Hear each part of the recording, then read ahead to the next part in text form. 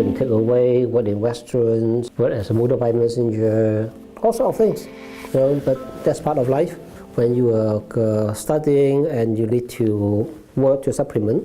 When I was studying, I have been involved in various activities, and a group of us have formed a study group.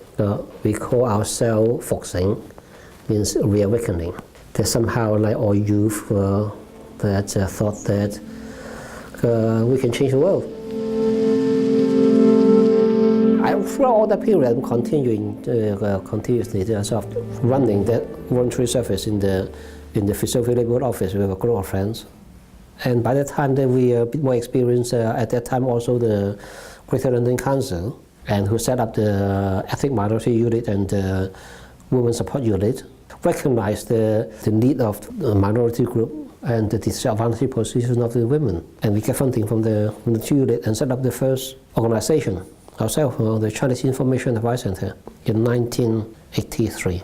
Right from the beginning, that our vision is that you've got to provide advice service. But advice service alone is not sufficient. The way to tackle the underlying problem is to have community development.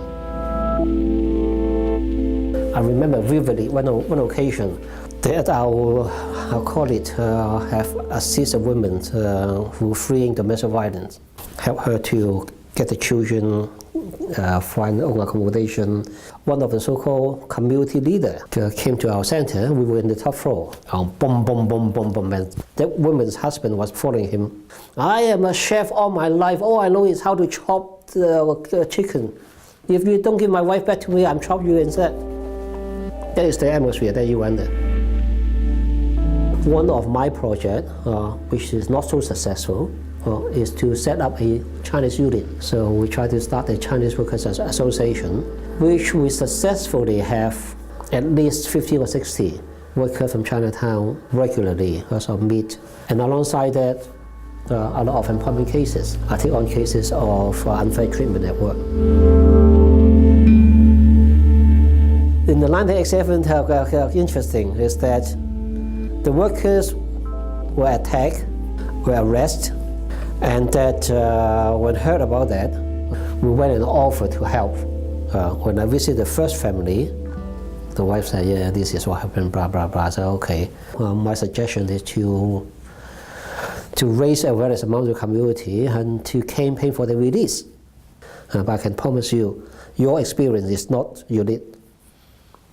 And I'm sure the Chinese community share your grief. And lucky enough, we got the media coverage, and on the appeal that they were released.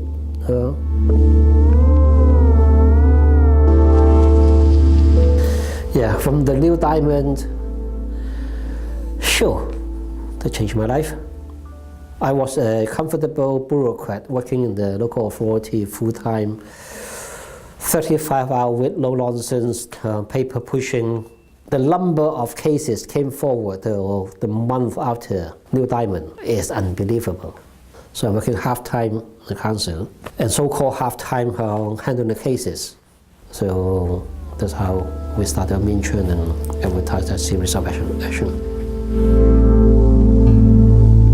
All the campaign that I carry out would not have any mileage if it doesn't touch the hardship and the experience of the community.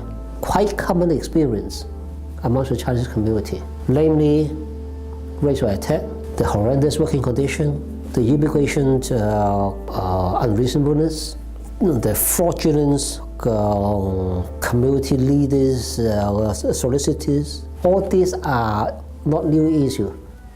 These are issues that, unfortunately, 35 years ago when I started this journey, already exist. We have too many community leaders. We don't know where they come from. I'm one of them. Someone call me community leader, right? Which I'm a nobody, right? I just an average Chinese person happen to take the view that when you see unfairness, injustice, either you sit back or he worked to challenge it.